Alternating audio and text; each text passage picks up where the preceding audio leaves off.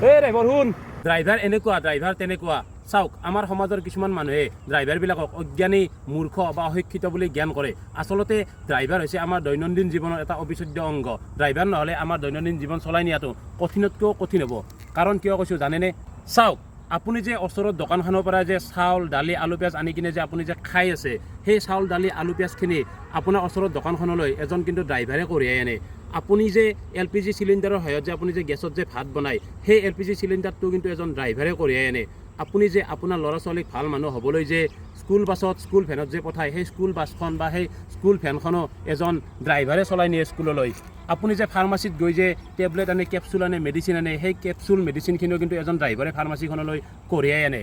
আপোনাৰ যে ঘৰৰ যে কাৰোবাৰ কিবা অসুখ হ'লে